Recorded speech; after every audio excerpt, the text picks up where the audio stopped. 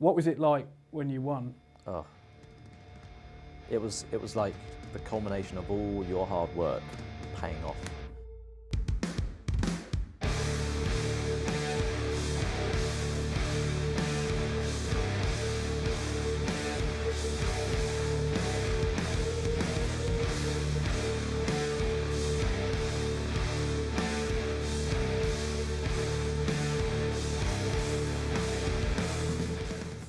Hi guys, it's Jack from 597 Promotions here.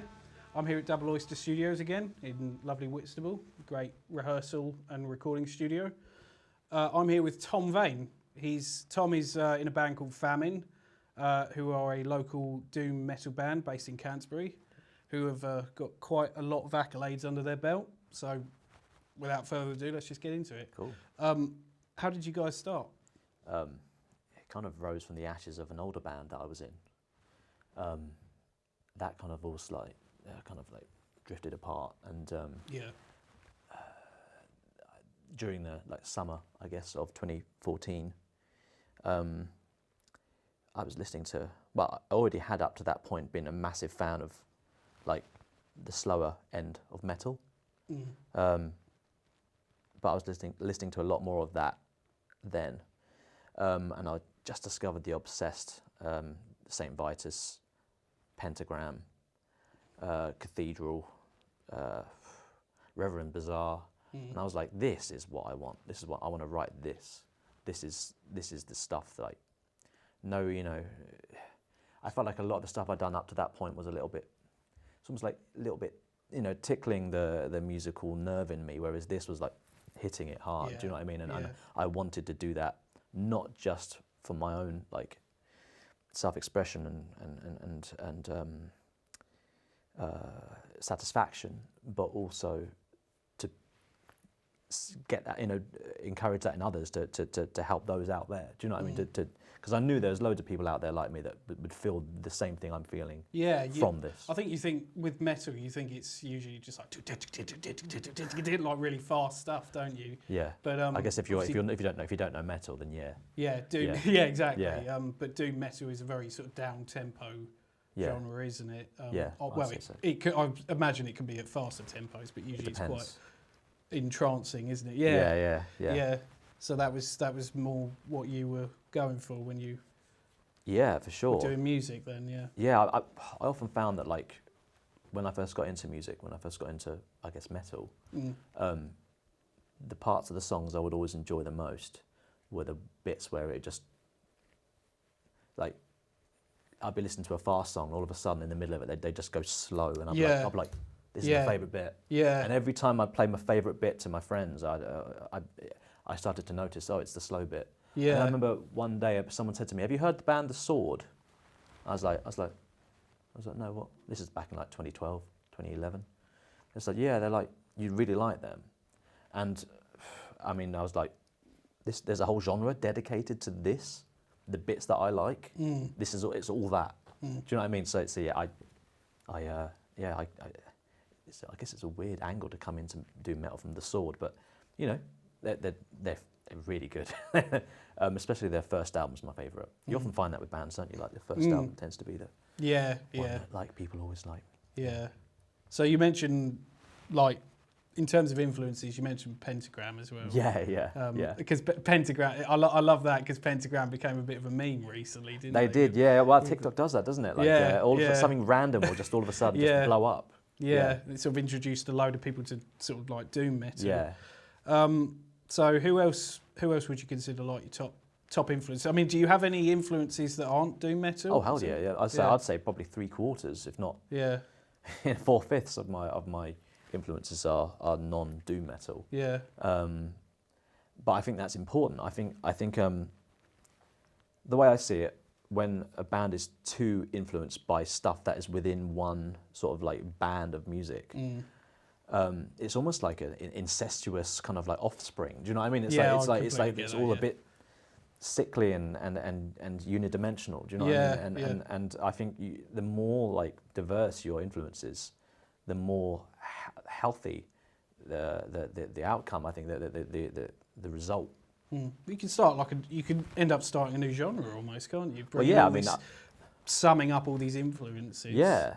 I mean, and I think if you've got the wherewithal and the drive to do something like that, the longer you're together, the more you sort of develop, I think. And I've noticed this with us.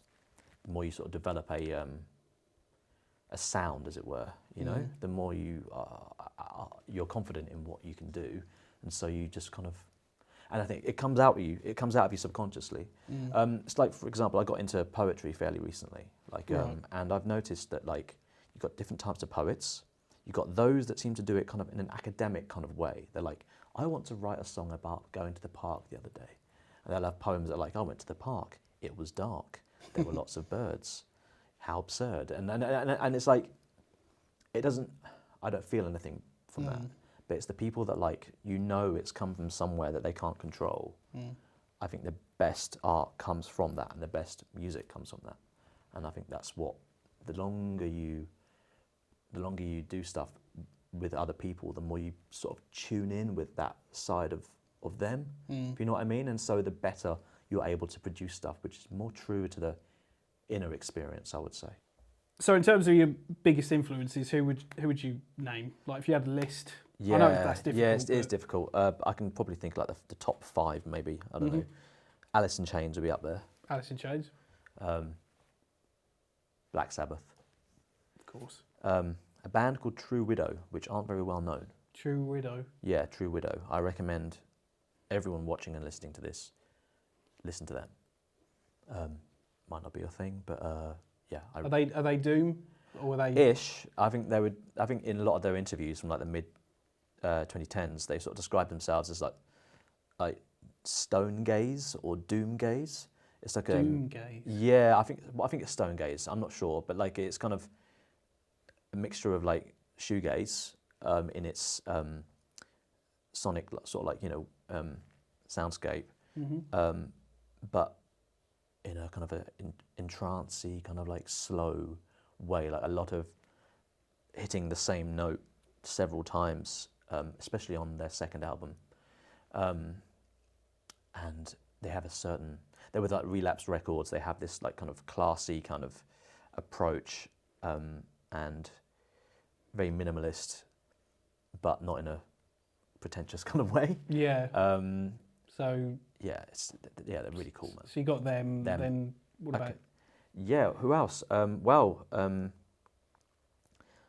think to be honest with you, it is a little bit difficult. Does it change a lot with you? Does it fluctuate? Yeah, I would say it's not like I listen to those 3 like all the time, and the other ones I don't. Those 3 are like the stalwarts. I'll always enjoy their stuff. Do you know what I mean? But like I'm listening to lots of different stuff all the time. I'd say maybe Rush. I'd probably put up there, especially early Rush. Favorite band. Like the 2112 stuff. Yeah. Xanadu, Hemispheres. I adore the story of Hemispheres. The idea of finding balance. This guy knows where it is. Yeah. Thanks. Just and Neil Peart is just such an amazing wordsmith. I bought one of his books. I forgot what it was called, but the subtitle was like Adventures on the Healing Road. Ghost Rider. Ghost Rider. Yeah, exactly. It's what happened, like after his daughter died, and then his wife died, like within a few months. Yeah. Like, if anyone dies of a broken heart, do you know what I mean? Yeah, so his daughter died tragically in a car accident. Yeah. So just completely out of the blue. Like late 90s. Then he had to care for his grieving wife, who basically gave up on life, and then she passed away from cancer. Yeah, well, you know. And then he was basically, that was it. He was done, and then so he had, the only thing that he could do was go on this healing road. Yeah. Yeah, and I think I kind of associated with that because he's quite introverted as a person. Yeah. And I'd say I'm pretty much like 80% that. Yeah. And the way he dealt with it was just going on an adventure, going on his motorbike and just going to all these interesting places. I was like, God, I want to do that. Do you know what I mean? Yeah. But the way he talks about it and the way he writes and his subtle like appreciation of things, even going right back to early Rush, like when he was, his influences there lyrically, and the struggle of the individual against the herd. Do you know what I mean? I mean, both have their values, but like I know that speaking personally as someone who tries to, you know, like live their own life and be themselves despite what the herd might say, it is tough. And I feel like he captured that essence perfectly with like 2112 especially. So is he like a big influence for you lyrically then? Lyrically, I would say so, to a certain extent, yeah, definitely. So that's 4. 5th band, I guess I'd have to start with like my first foray into metal, which was System of a Down. System of a Down. Yeah. Nice. Good set of bands. I can see what you mean by the difference in genres. Yeah. So you got like progressive metal, new metal. I don't know, do you know, Alice in Chains is weird because I've always thought of them as like a grunge band. They're like a grunge metal hybrid. Yeah, sure. But Ozzy, I think Ozzy once said that Facelift was like his favourite metal record. He talks about Alice in Chains? Yeah, well, I believe so, yeah. Nice. Yeah, he was aware of them.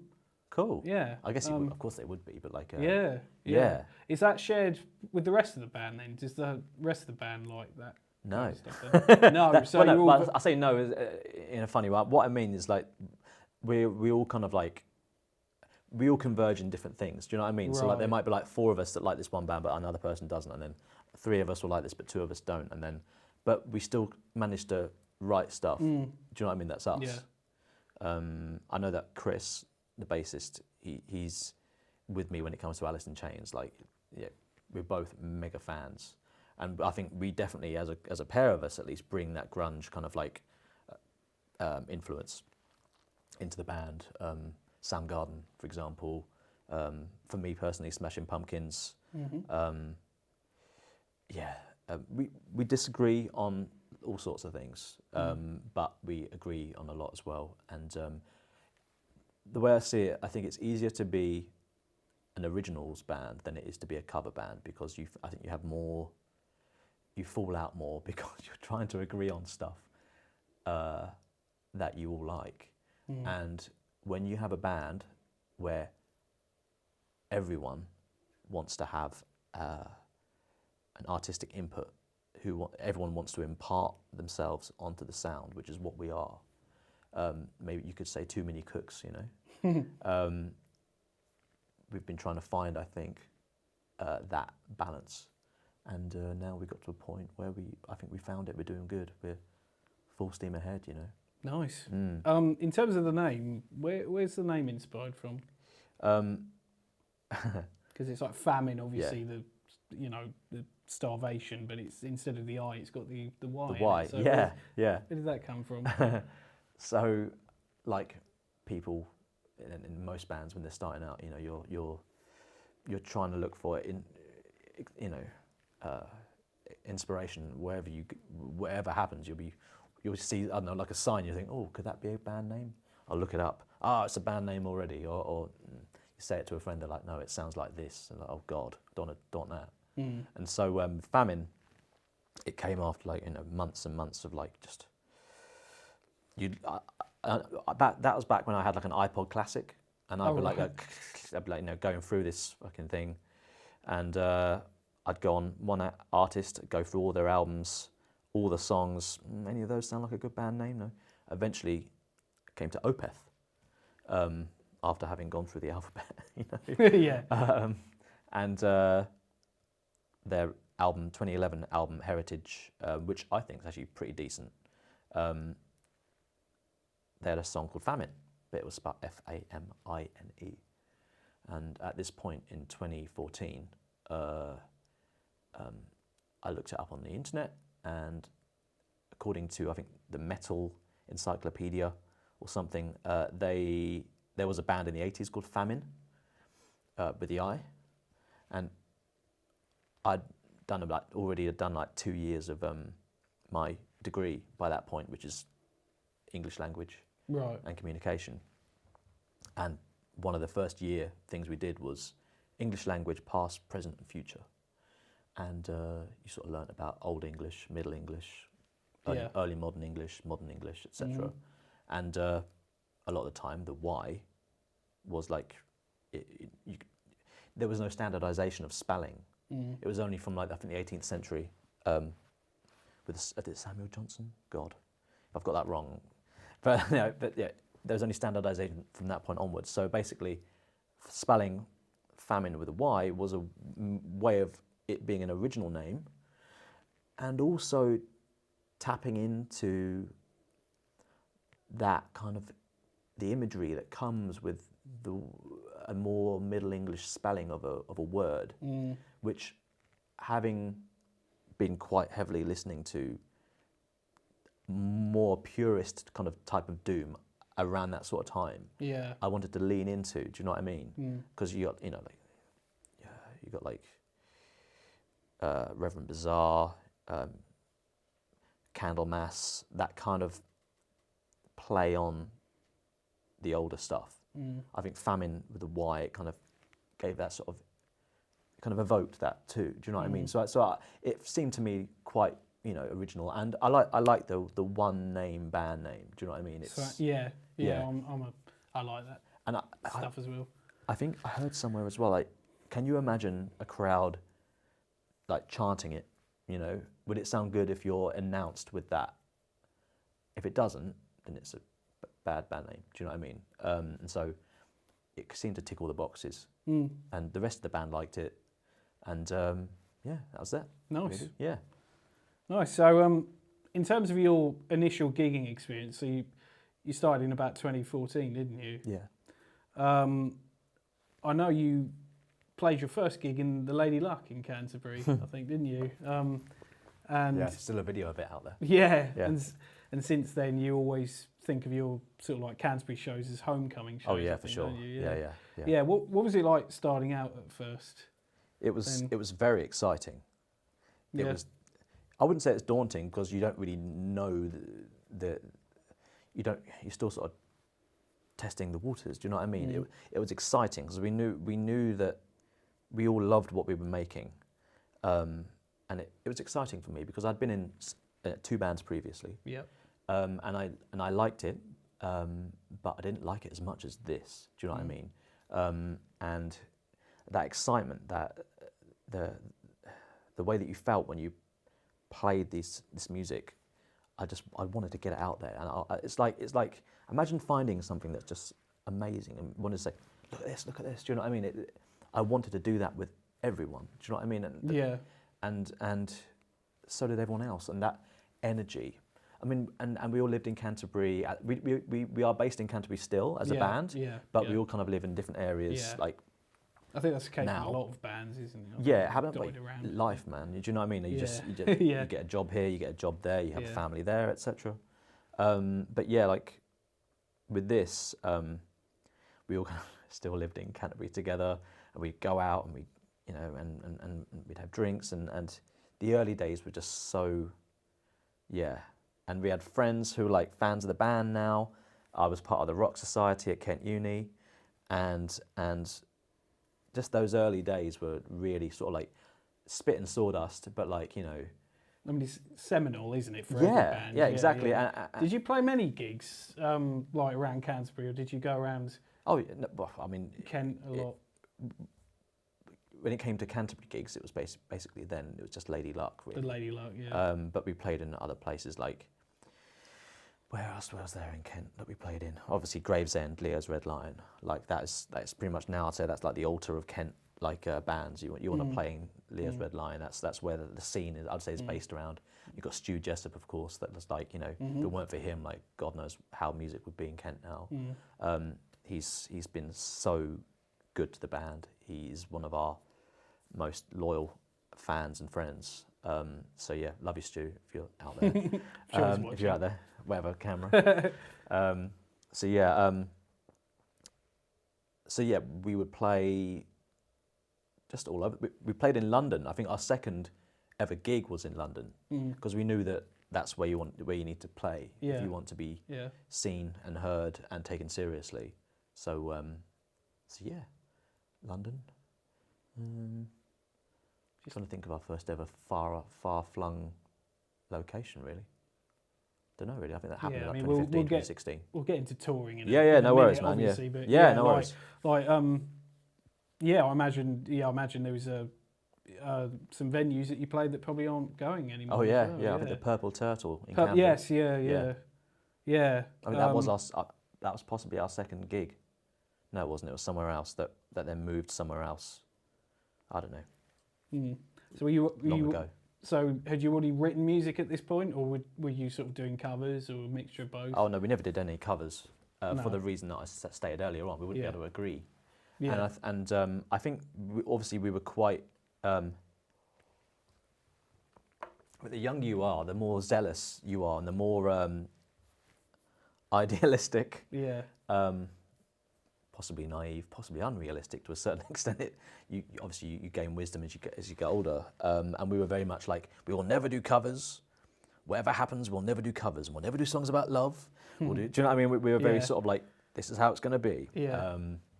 Because obviously that's you know. We had a vision, I guess. Then. Yeah. A specific vision. I'm not knocking vision. I guess I'm just knocking the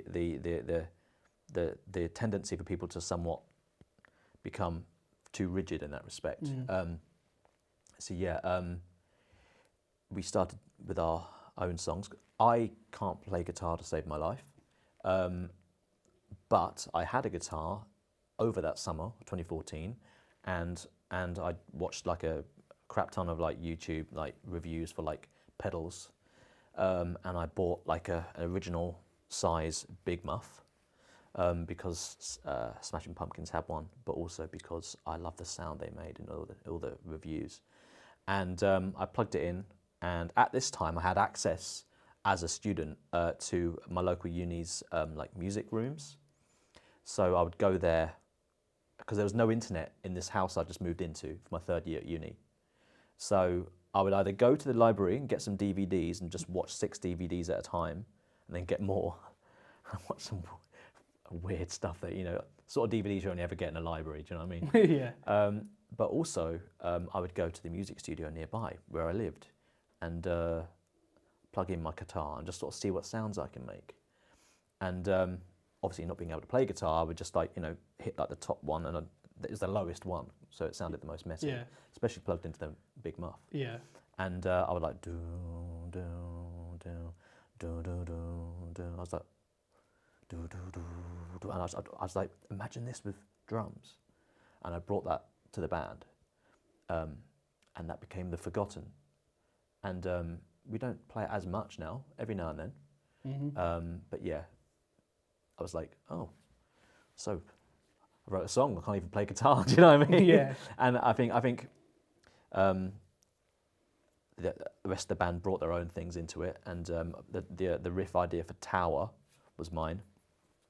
I'd had that like several years previous, before I was even in the band. I think I remember recording it before I went to work, like back in like 2010, and it was just always there, you know. It's in the pipeline. Yeah, I was like, I want to do something with this one day. It had like a certain Soundgarden influence to it, and if memory serves, I think Alex Williams, one of our first guitarists, he came up with the riff for Enter the Sloth. It was very down, down, So down, down, down, down, down. Yeah, so is it like a mixture of you sort of having ideas at home on guitar and then bringing it to the guitarists in the band, and then they would sort of play it? Yeah. And then they had their own ideas as well? Oh yeah, for sure, man. Sort of all just came together. Yeah. I mean, I prefer it if the guitarist comes up with stuff. Yeah. Because but then the thing is, I know, speaking personally, as a vocalist, when you're struggling to write lyrics for something, because I don't come up with the lyrics first, I come up with the vocal line first, and then the lyrics kind of fit into that. So you sort of hum the melody, and then you think of lyrics. Yeah. It's interesting because some people would like come up with lyrics, then do melody. Or... But I guess it depends on what matters most to you. Yeah. I know that personally. I guess I can rely on my subconscious coming up with something, but it needs to flow with the music. You know, if you have a song that's like, I don't know, whatever time signature or whatever feel, but you're specifically intent on talking about this subject for that. Again, I think it's another example of that rigidity, which music isn't really about, at least not personally. maybe there are bands out there that are all about rigidity, but I feel like to take the natural, more holistic approach to interact with others, to change and adapt, to evolve, is needed if you're to stand the test of time, I think. And so that's my own approach, like rely on the subconscious. A lot of the time, the ideas that I have for riffs, I just sort of hum to the guitarist. And I think I've developed over, how long has it been now? 16, 17 years of being in bands. I guess I've like developed a way of talking to guitarists and drummers and bassists as a I guess I'm a musician in a way, but like as a non-instrument player, to be able to put stuff across to them. And yeah, that's a lot of the time how stuff gets written. I say maybe a third of the riffs we have are as a result of those hummings, and then big adaptations. So you mentioned Enter the Sloth and Tower and all that. Those are on the first EP. Yeah, the first three. So you were gigging from like 2014 to 2016 with that stuff. Yeah, we had a third song. Well, we had a fourth song and a fifth song. We had a song called Desert Song, which we never recorded. I think there might be like one recording of us doing it on our second Lady Luck show, which I never ended up having words for. I just sort of made them up every time. But because I've got an echo pedal, you can get away with that. Yeah. But then we had another song called Grand Majesty, which I think we recorded. We like gave it out to everyone at our first Bloodstock, and that.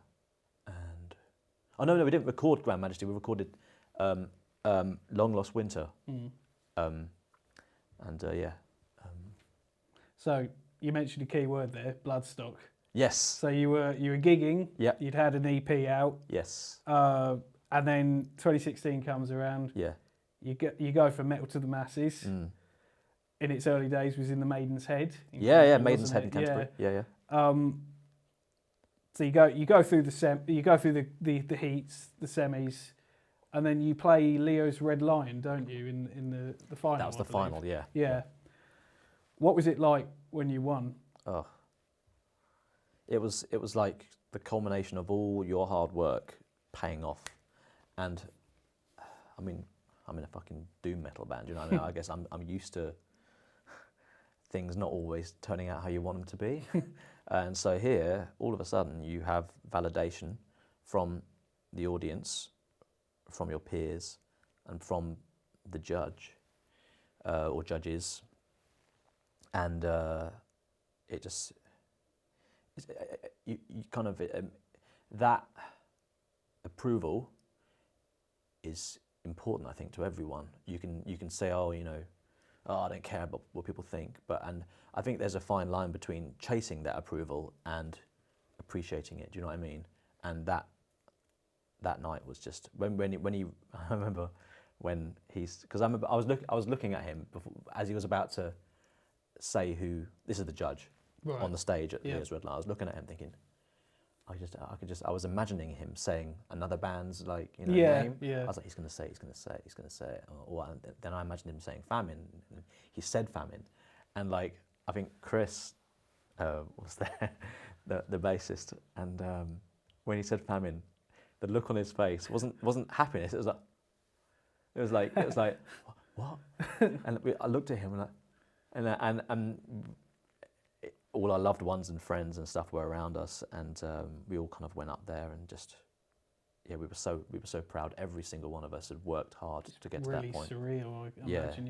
Yeah, man. Yeah. It's a big deal for us. It's a big leg up. Yeah. Yeah, I can imagine it was. Yeah. Do you remember much about the other bands that night as well? Because I imagine they must have been quite good. Obviously, all of you were. Yeah.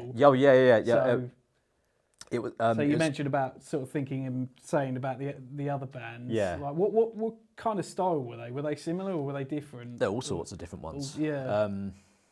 It's difficult to.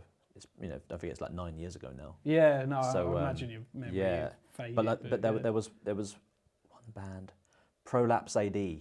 Oh right. Yeah. Okay. That we all thought that they would win it. Right. We all thought that because they're sending out blow up inflatable things into the crowd. Yeah. They've got a good performance. They know people. Do you know what I mean? Like, we were like, okay, you know, we just need to as a band, Famyne, we just need to practice a lot. We need to think about what we're going to say on stage. We need to move around the stage. We need to look good. We know how they're going to be judging us. We know what they're looking for. We just need to tick all those boxes. Do you know what I mean? So we approach that quite methodically, but we put the work in. Do you know what I mean? Yeah. Yeah. Did you feel like, because obviously with a lot of metal, like I said earlier, a lot of it's like really fast paced, you know, in your face kind of stuff. Did you feel like you had a bit of a disadvantage being doom metal? Because with doom metal, you have quite lengthy tracks, don't you? And to sort of maintain the attention. Yeah, I think, well, funnily enough, I think the benefit of having the different members that we have is that some of us have longer attention spans than others. Some of us have different personalities to others. And because of that smorgasbord of individuality, as it were, you're able to draw upon different perceptions of our music, to the point where when you write stuff, you're more likely to write it for more different audiences that are going to appreciate it, because if you write one song that's like too long, or one part that's like should be like 16, but it should be 12, but you've got it at 16 right now in terms of like how many bits, you know. Someone else will be like, I like it, but it kind of goes on a bit. They're like, it's good, but it goes on a bit. And I think when it comes to doom, you've got the purists who, to be honest with you, I used to be one. I used to love that it would go on for ages. It was all about the tone, and it's beautiful, and just bathing in that fucking repetitive, monotonous like drone. I love that. It's very entrancing. Yeah, like when I saw you guys, I thought, I was hypnotised. Thanks, man. So I know what you mean. But it's getting the right balance. Again, it's about balance. You know, it goes all right back to that. I hate to sound like a fuddy-duddy, you know, kind of like, you know, but you know what I mean. Like, it's about making it interesting, but still keeping that doom element, really, because we all love it. We all love that repetitiveness to a certain extent. But it's introducing little variations here and there. It's the prog element. Do you know what I mean? It's stuff that keeps the guitarist in the crowd going, oh, I see what they did there. That was interesting. Stuff that keeps the drummer going, oh, that's interesting. But at the same time, you're still getting that feel, that entrancement. You know, it's just. I mean, obviously, I wasn't there on the night that you won in 2016. I don't know what I was doing. I would have been in college. Maybe. But I can imagine, obviously, because you won the judges over, you won the audience over. Yeah. You were there, you did your job. I know in Metal to the Masses, they focus not as much on genre, but how well you represent the genre. I guess so, yeah. Just the merits of the band and how well you do. So, yeah. So you won Metal to the Masses, and then you go to Bloodstock. So what was that like? Yeah, well, was that the first festival you played, or was the first festival we played. I had been to Bloodstock the year before, not with a band, but as a punter. Yeah. And I was like, I get to play there. You know, I mean, we were in the New Blood stage. Right. That was our where you get to play, but it's Bloodstock still. You know. And everyone that was playing there, I think mostly everyone, was there from their particular county or region, because they were picked by the judges to represent that, you know, and so it was just it was a massive deal, and we got to hang out in the VIP area. We got to go. We got to have a pint in Serpent's Lair. We got to, I don't know, mix with the hoi polloi of the UK metal scene. Do you know what I mean? To be honest with you, speaking personally, I'm not really much of a, you know, what's the word? Social butterfly, I guess. No. But some of the band were, and they loved it, and I was happy for them, and it helped us make some friends here and there. Not always. I mean, most of the time you're just having a drink or hanging out with your friends in the main camping area, or, you know, watching the band. But every now and then you go there. The queue's a little bit shorter in the bar, the whole experience was something, man. And you've got people that you're playing to from like across the country that have all converged to this like central kind of like place of metal worship, and you're playing to them. You know, they're watching you because they love your type of music, and you're almost, it feels like you're proving yourself. You know, it's something else. I fully recommend it for every band who is serious about music and the stuff that they produce, and they love what they do, because I think that's essential. Yeah. If you're good enough at it, you'll have a shot, won't you?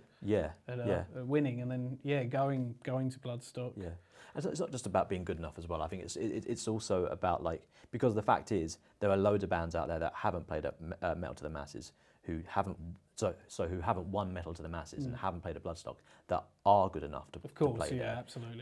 But then there'll be other bands that just slightly pip them to the post. Do you know what I mean? It's so I think it's with any type of rejection, it's easy to just like start off thinking, oh, I must not be good enough, or you lose your way. But you need to keep doing it. Do you know what I mean? If it's what makes you feel good, then keep doing it. You know, I hate to go off on a lecture again, but like, I think too many people, they ignore that creative side of them at their own detriment, because it stays within you, and it gets louder and louder, and it makes you depressed. I think it makes you sad the more you forget the creative side of you. I've had several years where I wasn't in a band, and there was something there always, you know. Yeah, it's always there, isn't it? Yeah, when I just to digress a bit, when I hear people that say they put down their instruments, you know, I used to be this, I used to play that. Yeah. And I just think you never stop being a musician. It's always there. I think you either, it is always there. It is always there. I mean, and I think the problem is, though, obviously, it's not so easy to make a living off of it.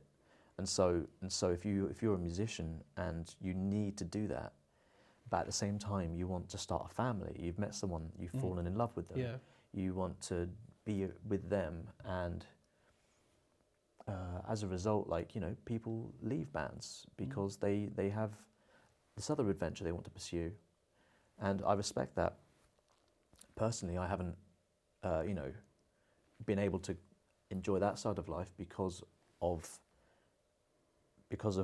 the focus I've put into the band, and how important that is to me. But it's worth it. You're sort of married to your work here. Yeah, it's worth it. It's worth it. You know. Yeah. Yeah. So you played Bloodstock, and then that helped catapult you a bit, because you started touring, didn't you? Yeah. You started touring around Europe. Yeah, I guess having that, you know. Not necessarily directly off the back of Bloodstock, but no. It's sort of, you know, would you say it sort of gave you the confidence thing? I go think out so. to Europe. Yeah. Travel around. Yeah, we got gigs. Our first ever gig abroad was at a festival in the Netherlands. I think it's called Into the Void Fest or something like that.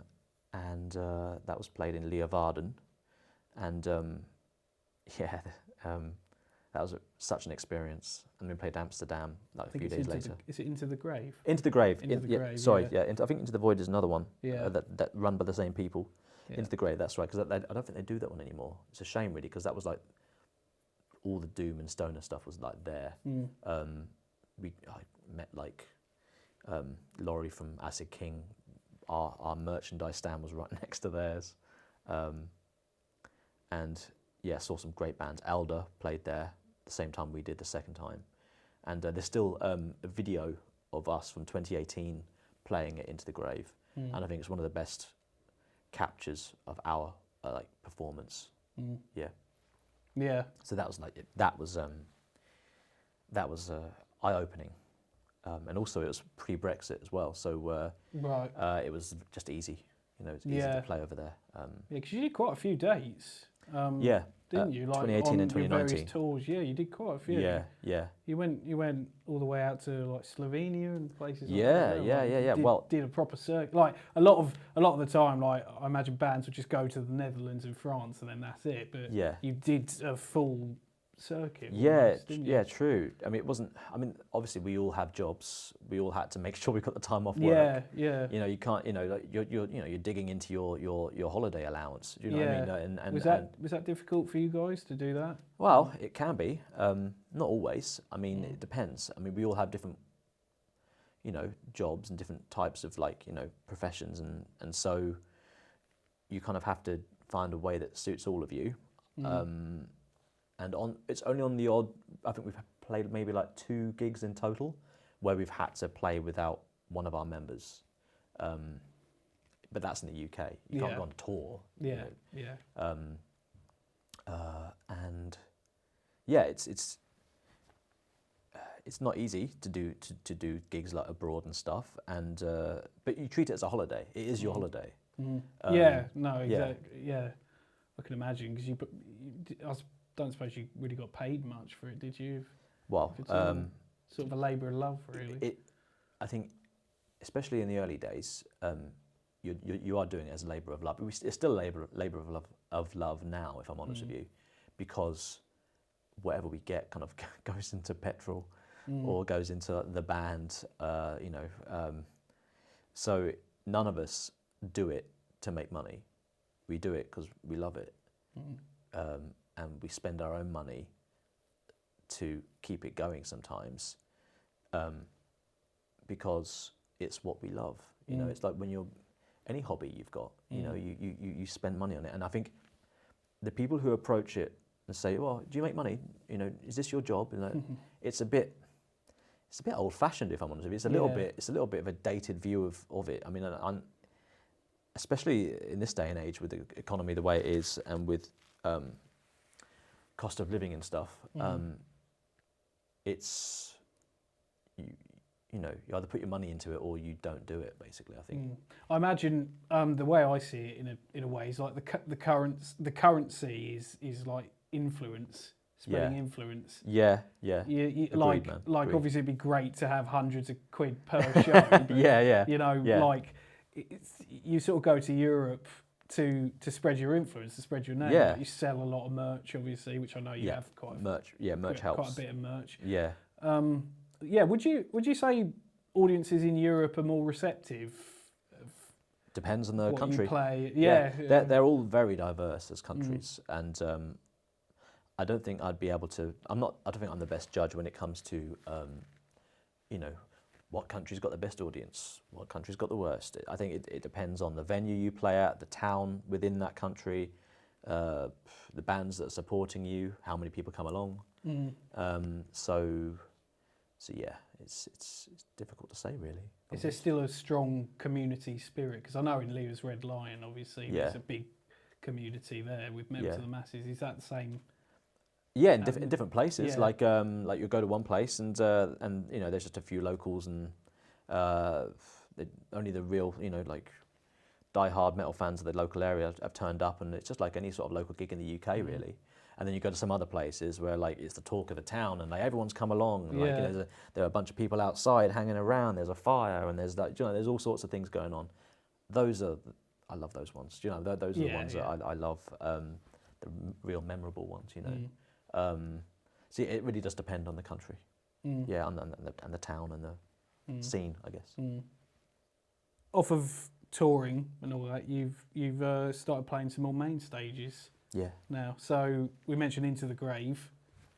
I believe you were upgraded to the main stage on that one, weren't you? You weren't meant to play that. Again, what was that like? With a lot of things in life, music's no different. A lot of it can be just fluke.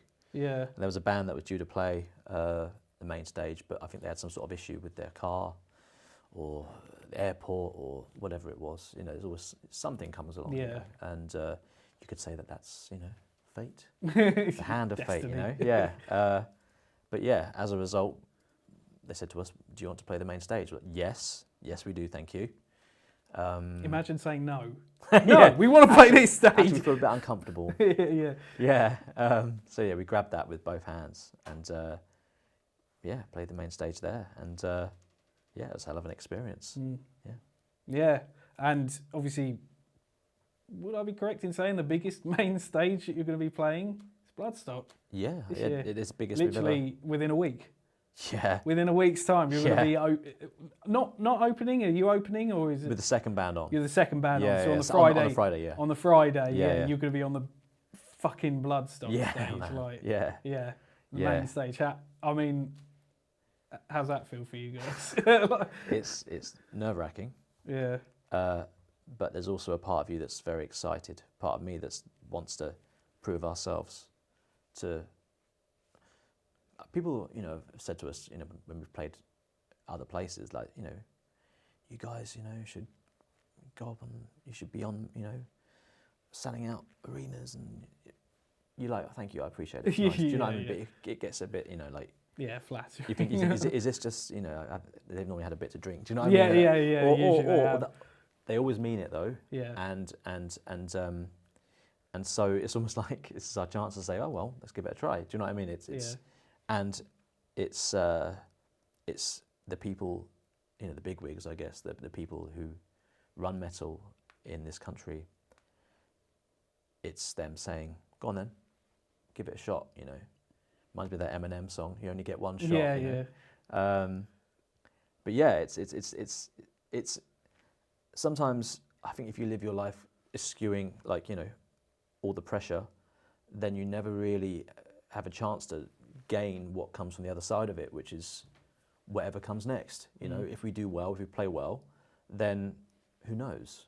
I mean, there might be someone watching in the audience that sees us, and then they end up going to listen to our stuff, and then they might listen. They might develop a personal sort of relationship with the lyrics. They might be influenced by it. It might help them in some way. It might inspire them to start their own band. If it hadn't have been us, it would have been another band, but then they might have gone in a different direction. And it's just the way that it just kind of all branches out, I find it fascinating. So you're sort of thinking more profoundly about how it could affect the butterfly effect, people, I guess, rather than of just the show. Hey, we played Bloodstock stage. But I think too deeply about most things. If I'm honest with you. There's nothing wrong with things. So what about your other bandmates? So Chris, for example, I imagine he's just buzzing of course. Main stage. They all think deeply too. Yeah. They all do. It's just what externally is presented is different, I guess. We all have different ways to express ourselves, and each member of the band has their own unique way. But I imagine you're all going to give it your absolute best. Definitely, definitely. Hopefully, it's going to be super successful. We've got lots of practices lined up, but we had loads. I think we got Monday, Tuesday, and we're practicing in a place local to Bloodstock on Thursday, the day before. We're going there, we're setting our tents up, and then we're going to go and practice for 3 hours in a local place. Make sure we're fully honed and good to go and tight, So are you always this well practiced, or is it just because it's Bloodstock? No, we try to practice every week. Every week. We've got a regular slot locally, and we try to do that every week. If you don't have a regular slot, a lot of the time, you can't find a time where you can all practice. I think because of our jobs and stuff, we've all been able to speak to our respective employers and say Tuesday or Thursday or Wednesday, that's the time when we practice. Would that be okay? Or and a lot of the time, people are supportive. If you tell your employers or your colleagues what it is that you do, a lot of the time they want to help you. They're proper supportive because it's a dream. And so we're lucky in that it allows us to be able to practice every week, and we spend, I'd say, about 3/4 of our practices working on the set, making sure that we sound good, and maybe if we get a bit of time, then we'll write new stuff. But yeah, whenever we've got a gig coming up, we need to make sure that we're good to go. Do you know what I mean? That tightness is part of our sound, I think. So yeah. Exciting times. Hopefully yeah, it's good. I agree. So going on to your music, like the records you released. So you did the EP. Yeah. Then you did a first LP.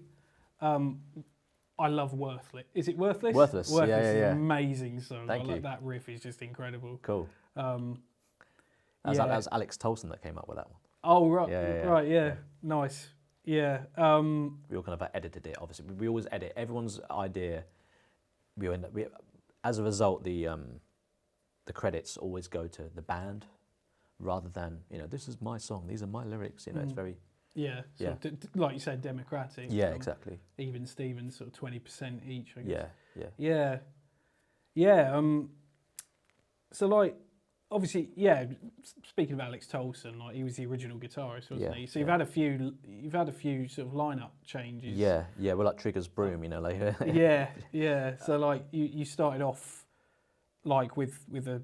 So would I be correct in saying that the most consistent members have been you and Chris, the bassist? Yeah. Basically, people have things that happen in their life, or they have a family to go to, or everyone has their own reason for moving on, and I think you need to respect that, Of course.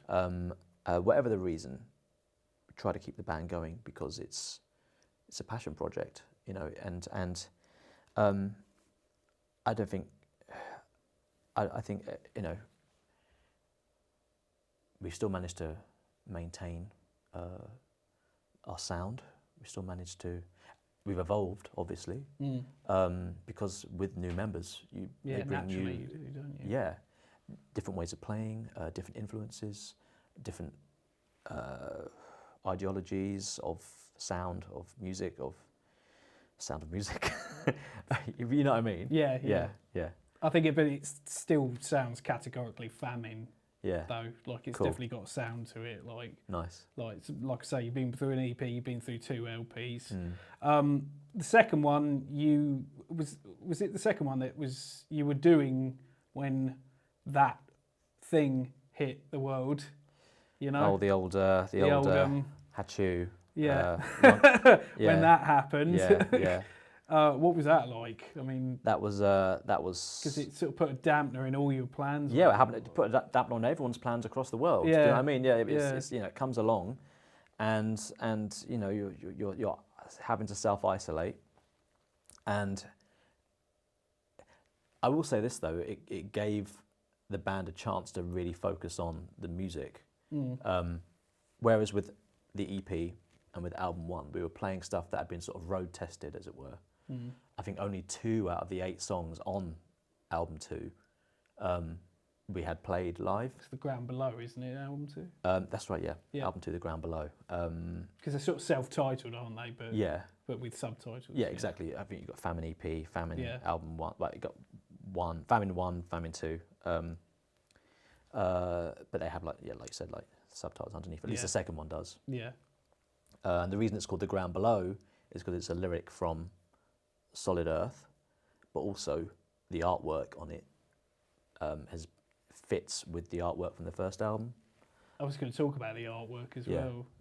It's amongst the most impressive artwork I've seen of a local band. Yeah. To be honest with you, because like you say, you put it together, and album 1 is it's an image of Canterbury, isn't it? In the distance, like figure, like a wasteland around and then the second album is a continuation of that, The Ground Below, where you've got like the underworld underneath it. And there's a cool. It almost could be a mural, but there's a cool image that you guys have on your Facebook and Instagram, I imagine, where it's the whole thing, isn't it? It's sort of like both LPs put together, and it's a really cool piece of artwork. Yeah. Who did that? An artist in Russia called Vergiv Okta. Oh, right. Vergiv. No, Vergiv. Yeah. Oktre. And he's an artist that I just kind of discovered, funnily enough, via a Facebook Doom page. I think someone posted back in 2016, 2017. They're like, oh, have you guys seen this art? This is really cool. And I was like, there's like a Deviant art gallery, which is still up there. He uploads something new every now and then. And I was like, this is amazing. It was gritty. It wasn't overly, devil. It wasn't overly sort of, Jesus, heaven and hell. It was typical sort of themes. Yeah, it was original, and I don't know. I felt something when I looked at it, and I think that's the impulse that I think as an artist I focus on, and that's what the rest of the band felt as well.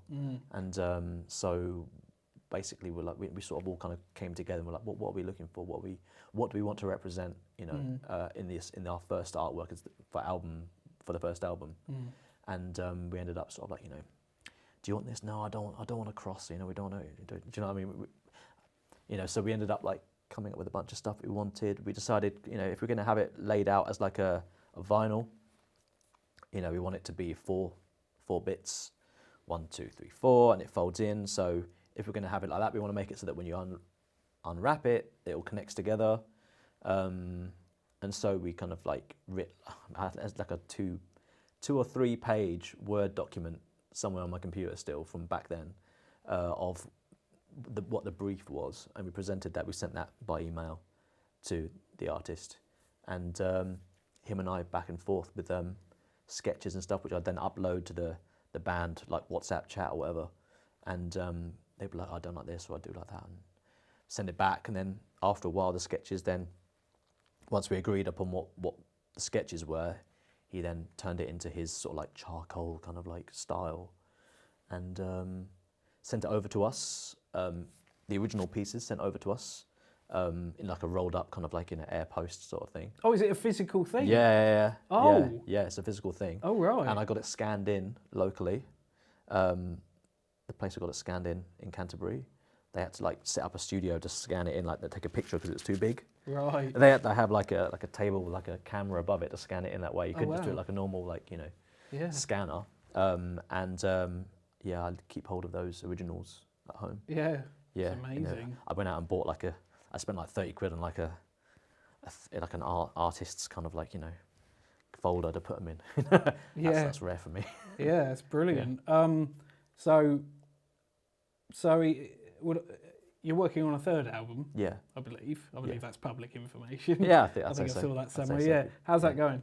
Yeah, going right. well? It's yeah. I think with the you know the member changes and stuff, it takes a while to settle on a process that works for everyone. Mm-hmm. And there's a lot of self-discovery in that process. I think a lot of like, okay, why can't I come up with lyrics to this? Why can't I come up with a solo at this particular point, or a certain fill? And I think I speak for all of us when I say that like that learning process helps enable you to then eventually find out what does work for you. And as long as what works for you individually is compatible with everyone else in the band, then it produces good stuff. It's when you have too many arguments and you're unable to sort of find a center ground that you fragment and go your separate ways. That's what happened with my second band. But it happens, do you know what I mean? So yeah, on the third album, we're just, you know, I've described it to someone else as like, imagine like a Frankenstein's monster, like missing a leg, missing an arm, but we have lots of those dotted around the lab, and we're slowly adding limbs bit by bit to each one. Yeah. Do you know what I mean? And yeah, sort of taking your time. Yeah. It's like if you hit a wall with a certain song, maybe because we practice in the evenings. You know, you've just finished work. You're a little bit tired. You're a little bit, you know, and you can get frustrated with the lack of progress with one particular song, or the fact that you don't all agree on it, and you don't want to have that conflict, and like you think, okay, let's go to the next song. And so as a result, you're able to slowly improve the songs bit by bit. But with Bloodstock coming up, we want to play a new song. You know what I mean? We want to play one of our new ones. And so we've been pushing through that feeling of frustration when it comes to not agreeing. It's encouraged us to be a lot more open and a lot more honest whenever we've hit walls. So it's been healthy in and of itself. You know what I mean? So the first song that we're playing at Bloodstock is the new one. Oh, the first. Yeah, nice. yeah. Well, I'm looking forward to that because I am definitely going to catch you guys. Thank you. Yeah. So do the albums, are they like concept albums? Do they have like a flowing theme throughout them, or they just... Not really. No, not purposely. No. Because the reason I ask is obviously the first 2 albums have that artwork. Yeah. I was wondering if maybe you were going to if there was going to be an extended piece of artwork, or if that's already been exhausted because it's one physical. Like, you could go. Like, I mean, the idea was the ground even. Well, no, yeah. Back then, we were like, oh, now and for album 3, we could have it above the first one. Yeah, you know, and that could be like, the heavens above or something. Yeah. But I think that again is approaching it from a somewhat academic approach, and that's not how I personally, and that's not how the band, and I'm glad that's not the case actually. I'm glad we all have that agreeance, as it were. That's not how we approach our stuff. It's not like, I want at least one song to be 6, 7. I want this song to be about this book that I read. Do you know, I mean, that's valid in and of itself, but it's not our style, and I'm not denigrating that because a lot of good bands, ones that I like, have that style, but it wouldn't be honest for us to be that way. So basically, what we get is what came out of us somehow, and I guess it's when you're nearing the end of that creation process is when you like start to see commonalities between different songs, and you're then able to sort of get like an idea out of that, gestalt. You're able to sort of get an idea of like what it is that it turns out your subconscious was aiming towards with all these different different lyrics, different ways of playing, and before you know it, by accident, you've actually got something that's actually quite interlinked as a collection of songs, I mean. I mean, three albums is pretty deep into one's career. Yeah, I guess so. So you're the only band, I think, locally I know that's gone 3 albums deep. Well, and you're so very you say gone, we're not there yet. No, of course. You never know what happens. Do you have a release date for it? No. No? No. Not until you're just no. working on it. Any plans for touring once it's done? Well, get to cross that bridge when we get there? Yeah. I mean, I think also with this approach of ours, it comes with its own downsides, which is that you can't sort of like say, right, we need it done by this time, we need to have these many songs by this time, because when you do that, you strip away that the what's it called, like the spontaneity of it. Yeah. There's that expression, isn't there? Like I think it's inspiration is for amateurs. Well, I guess we're amateur at the moment. Do you know what I mean? You write stuff as it comes to you, and if you're forever just plugging away doing you end up coming up with dross. I've noticed that like you're like, oh, I need a new song by this point, and you end up just writing stuff that's like what's the word? Derivative? Yeah, derivative, I think is the word. Stuff that's like, oh, okay, well, I need to write a new song. Well, this is Doom. I'll play this, and you end up with a bunch of stuff that just doesn't. So you don't want any pressure. You just want to be able to write a record, however long it takes. Yeah, that's why we haven't yet approached any particular external agency, because with that will come the pressure. Yeah. Do you know what I mean? We're going to write the stuff. Once we've got a demo sorted, then we'll do it. Do you know what I mean? That's how I see it. It's fortunate to be able to have that, isn't it? Like that, just easiness, like where you haven't got deadlines and all that. Yeah, well, I would say that comes as a result of having an external job, as it were. Yeah.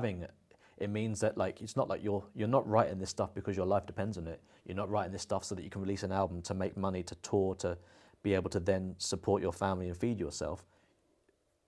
That's the beauty of the band not being your primary source of income. It's it enables you to approach it a bit more leisurely, but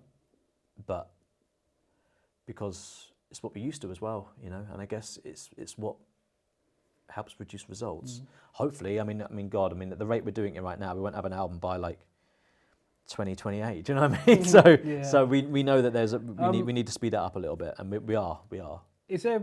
So, do you have like an ultimate goal of maybe getting signed at some point as well? Have you been signed? The second album was signed. Yeah. We haven't got like an ultimate goal really. It's when we make the third album, if whoever we release it through, we want it to be like a record company that represents our values and that will give us a certain amount of say in what we do, you know. So you're not signed as a band, you sort of release your music through labels. Yeah, exactly. Yeah. Would you want to be signed as a band eventually? Or because the reason I ask is because obviously that would probably put a hindrance on the being able to do things at your own pace. I guess so. To be honest with you, it gets to a certain point where it's like, if you're really serious, then you have to put more dedication, I think, to the band, and we are dedicated towards the band. Yeah. But you have to be realistic to a certain extent, you know. And I think when we were younger, there was a lot more of like, I'll just drop everything and I'll just be in the band and I'll make a maximum of £10,000 a year, but I'll be fine. Yeah. And do you know what I mean? And I think the older you get, and the more risk averse maybe you become. Yeah. And the more you get used to, like, you know, a certain standard of living, or maybe it's you know, you've made connections. You have a life outside of the band as well, and you can't just drop stuff fully because of the band. If you love these people, if you love what you do, do you know what I mean? It's you're able to have, at least I think we found a way to have a synergy between the world of metal and the world of everything else. You know, and I think again it's the balance aspect, you know. Yeah.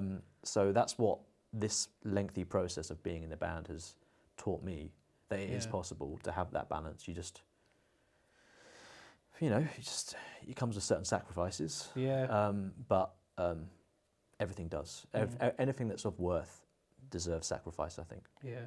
Well, I think you guys are doing fantastic. And genuinely, I look up to you guys. Because I know how established you are, and obviously, you know, you've got a third album on the way. I can only dream of getting to that point, being established long enough.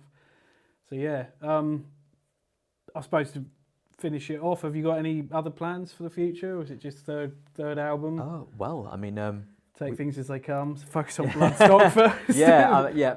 Get Bloodstock out of the way, and we'll see what happens from there. But obviously we're writing new stuff at the moment. Trying to focus more on that. Trying to sort of dedicate, like, rather than 3/4 working on the set and then a quarter working on new stuff, we're trying to sort of do half and half. It means getting to practice on time, which is not easy for all of us, for various different reasons. But it means making the most of the time that we've got. We have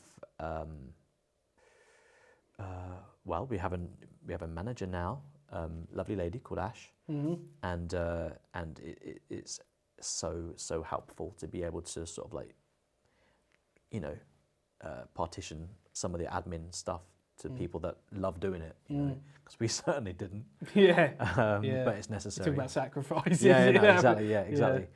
So that's helpful.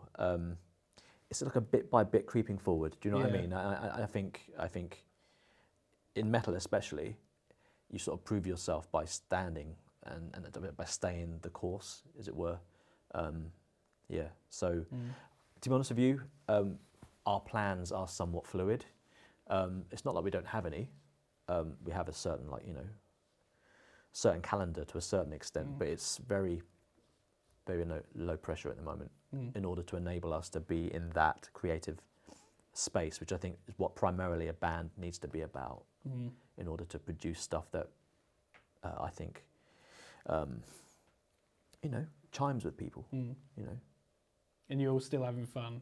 Yeah, as long as definitely. it's still fun. There are periods where you're like, oh, for God's sake, but well, you've made it past the 10-year mark. It's not. Don't forget, it's not like it's going to be all easy sailing from now. It means that we built up, I guess, that in a way. It means you built up that resistance to a certain extent. You're able to take it. You're more like a tank than a jeep. Do you know what I mean? Yeah. Well, Tom, it's been an absolute pleasure, mate. My pleasure, mate. I've really enjoyed this. Welcome, Jack. And here's to the next 10 years, and good luck with everything thanks. you're doing. Thanks, man. Thanks very much. Cheers. Thanks for watching, guys. See you in the next one.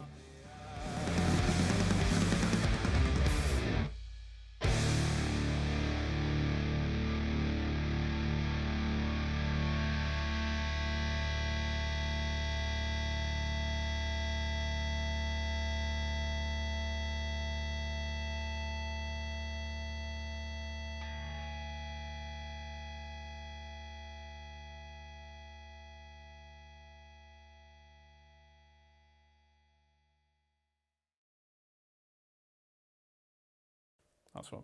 Cool. Nice one, man.